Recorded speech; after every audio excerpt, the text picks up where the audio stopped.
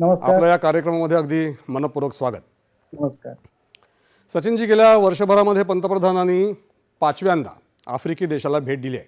भारताच्या परराष्ट्र धोरणात आशिया आणि युरोप इतकंच महत्त्व आता आफ्रिकेला दिलं जात आहे असं आपण पाहतोय. तर हा पॉलिसी शिफ्ट, धोरणातला बदल भारताच्या दीर्घकालीन फायद्याचा कसा ठरू शकेल?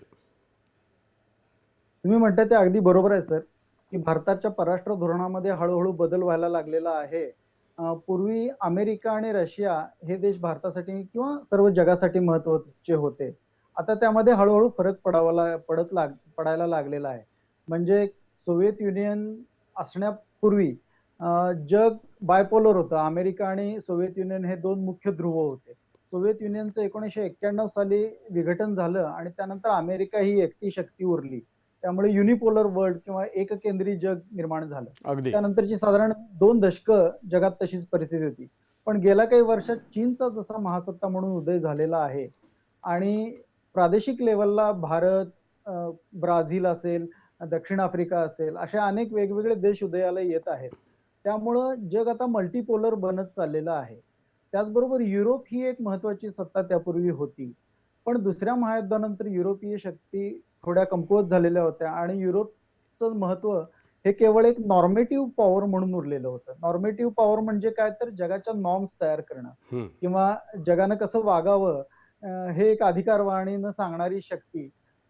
कारण फ्रेंच रेव्होल्यूशन नंतर तेथे समता, बंधुता, स्वातंत्र्य ही मूल्य उदयाला आलेली होती आणि ती देणगी युरोपनं दिलेली होती. त्यामुळे युरोपकडे एक नॉर्मेटिव्ह पॉवर म्हणून बघितलं जात होतं. पण आज ही सर्व परिस्थिती हळूहळू बदललेली आहे. अमेरिका इज अ डिक्लायनिंग पॉवर नाव.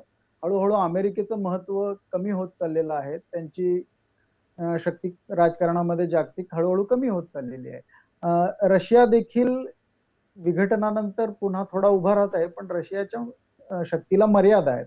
कारण रशियामध्ये संसाधनं भरपूर आहेत, पण अन्य बाबतीमध्ये तुलना केली तर अमेरिका आणि चीनच्या तुलनेत रशिया तेवढा प्रबळ देश नाही आहे. त्यामुळं हळूहळू वेगळी सत्ता केंद्र जगामध्ये निर्माण होत आहेत आणि त्या दृष्टीनं जगाचं राजकारण बदलत आहे. त्या दृष्टीनं भारत हे एक महत्वाचं केंद्र आहे, ब्राझील आहे आणि या सर्वांनी मिळून ब्रिक्स ही जी संघटना निर्माण केलेली आहे, ती संघटना आता जगामध्ये महत्वाची ठरत आहे. किंबहुना G20 या संघटनेपेक्षा आता ब्रिक्स या संघटनेमध्ये जे सामील देश आहेत, त्यांचा GDP बऱ्यापैकी जास्त आहे. त्यामुळे ब्रिक्स संघटनेला बरंचसं महत्व आलेलं आहे आणि बरेचसे आफ्रिकी देश आता हळूहळू ब्रिक्स संघटनेत सामील झालेले आहेत किंवा होऊ लागलेले आहेत आणि बरोबर. त्यासाठी भारतानं बरीचशी मदत केलेली आहे. त्यामुळं हा जागतिक राजकारणाचा पट बराचसा आता बदलायला लागलेला आहे आणि त्या अनुषंगानं भारतानेही आता पुन्हा रिबॅलन्सिंग चालू केलेलं आहे. त्याचंच पंतप्रधानांनी गेल्या काही महिन्यांमध्ये आफ्रिकेतल्या बऱ्याचशा देशांना भेटी दिल्या. तर हे देखील भारताच्या रिबॅलन्सिंगचंच एक प्रमाण आहे असं म्हणता येईल.